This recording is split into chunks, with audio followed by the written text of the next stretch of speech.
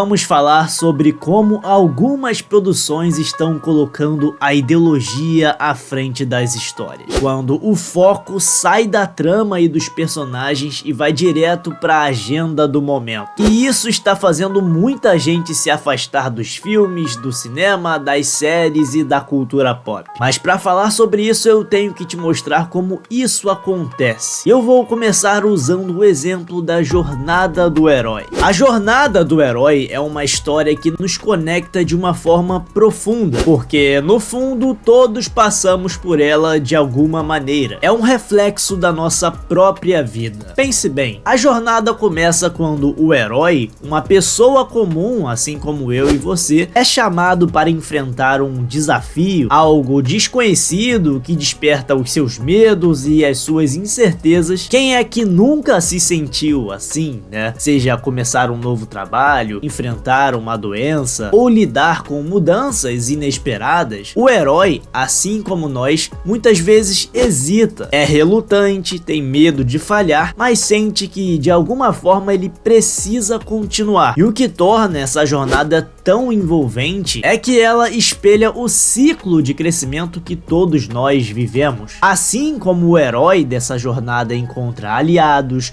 mentores, inimigos, nós também encontramos pessoas que nos ajudam ou dificultam o nosso caminho. E ao longo dessa trajetória o herói comete erros, cai, levanta, cai de novo, erra, acerta, aprende. E isso ressoa profundamente porque a vida real é exatamente assim. Ela não é linear, né, cheia de vitórias fáceis, mas sim de perdas, de derrotas também. E são esses desafios que nos moldam. Então eis que chega o momento decisivo, né, o obstáculo maior, o confronto, o medo profundo, né, a hora do enfrentamento, a prova final. E quando vemos o herói se superar, vemos que é possível vencer. E esse é um dos grandes motivos pelos quais a jornada do herói nos toca tanto. Ela nos inspira e nos lembra, né, a todo momento ali que temos força para enfrentar as nossas lutas. E no fim, quando o herói retorna transformado, ele não é mais o mesmo de antes. E isso é algo que todos entendemos, né, porque a vida nos muda. As batalhas que enfrentamos nos tornam mais fortes, mais sábios, mais completos. E assim, a jornada do herói não é só uma aventura épica. É um espelho da nossa própria jornada pessoal e que nos inspira a continuar apesar de tudo. Personagens, por exemplo, que começam como pessoas e figuras comuns, mas que são chamados para grandes desafios, como o Frodo, né, personagem de Senhor dos Anéis que deve levar o anel até Mordor para salvar a Terra-média, ou Neo em Matrix, que descobre ser o escolhido, que vai libertar a humanidade de um mundo artificial. Luke Skywalker em Star Wars, que parte de um fazendeiro simples para se tornar um Jedi lendário que vai restaurar a paz da galáxia. Essas jornadas são apenas algumas que mostram que os heróis enfrentam os desafios, superam os seus medos e se transformam dentro desse processo e se conectando com as nossas próprias lutas pessoais. Porém, o que muitos roteiristas lacradores fazem hoje é criar personagens que não passam por grandes superações para alcançar o máximo do seu potencial ou dos seus poderes. Ao invés de enfrentarem grandes desafios ou aprenderem com mentores experientes, criam personagens que são muito poderosos simplesmente por fazerem parte de uma minoria. Isso esvazia o valor da jornada do herói, onde a verdadeira força vem da evolução, das dificuldades, do crescimento pessoal, substituindo isso então por uma narrativa superficial que ignora o desenvolvimento e as batalhas que tornam um herói memorável. Ou seja, toda aquela identificação que antes surgia com os personagens que enfrentam as derrotas e as vitórias do dia a dia, as perdas e os ganhos em que a gente olha e se identifica, as dificuldades da vida, tudo isso se perde, pois eles fazem totalmente o contrário. Eles criam personagens falsos, irreais e inatingíveis, sem falhas. Quando você olha para esses personagens, você percebe que eles não têm valor algum, porque não enfrentam os desafios que nos conectam a eles e nem passam por um processo de crescimento que tornam uma jornada realmente inspiradora e verdadeira. E isso é tão simples de fazer, né? E sempre deu certo, até mesmo com as crianças. Pega um filme infantil que marcou a nossa infância, A História história sem fim, onde Bastian, um garoto comum que enfrenta problemas no mundo real, é chamado para entrar no reino de fantasia através de um livro misterioso, e lá ele se vê envolvido em uma missão para salvar esse mundo mágico, encarando seus próprios medos e as suas dúvidas. Por que é que esse filme inspirou não só as crianças, mas também adolescentes e adultos que assistem ele até hoje? A verdade é que tudo isso tem um método, né? Essa subversão. Por que é que isso tem sido feito e como tem sido feito? O que acontece é que essa turma ideológica que coloca a sua ideologia, a sua agenda política acima do entretenimento, entendeu que muitas das grandes obras e das maiores franquias do cinema influenciaram milhões e milhões de pessoas ao longo do tempo, e com isso eles passaram a personificar as suas principais pautas nos personagens principais dessas histórias, e estão basicamente usando um canhão, né, um megafone gigantesco para espalhar as suas mensagens. Aproveitam a popularidade, o impacto dessas franquias para tentar moldar o pensamento de quem as assiste, porque por si só eles não conseguem fazer isso, né, do zero. Tem que partir de algum lugar, né, e de um lugar grande com muito tamanho é bem mais fácil, né, o alcance é muito maior. Você não os vê criando novas franquias ou personagens do zero, porque isso não repercute. Em vez disso, eles se apropriam de obras consagradas como Matrix Resurrection, inserindo uma abordagem muito mais explícita com temas de identidade e política contemporânea, especialmente em relação à desconstrução da masculinidade em Neo e a inversão de papéis de poder com Trinity, descartando todos os elementos originais que nos fizeram ser amantes de Matrix ao longo das décadas. Deixar de lado o protagonismo de Thor como personagem principal em Thor, Amor e Trovão, transformando Jane Foster em Thor, principalmente para destacar o empoderamento feminino. Além disso, retratando Thor como uma figura quase cômica, enfraquecida, o enfraquecimento desse personagem masculino em prol de uma política e de uma ideia modernizada. Assim como a série da She-Hulk, série que foi criada para retratar os personagens masculinos de forma negativa e cômica. Então, eles tomam um atalho, pegando personagens já estabelecidos e ainda usam o argumento raso de que são apenas personagens, são apenas filmes, eles não existem. Isso é uma grande canalice porque, claro, todo mundo sabe que esses personagens não existem, mas o que eles representam é real. Nós nos inspiramos neles por causa das suas jornadas, suas personalidades, suas atitudes, tudo isso trouxe valores que nos influenciaram, né, a nossa forma de enxergar o mundo. Então, quando há essa subversão do Neo, do Thor, do Indiana Jones em Senhor dos Anéis com os orcs, que antes eram a personificação do mal, e agora na série Anéis do Poder,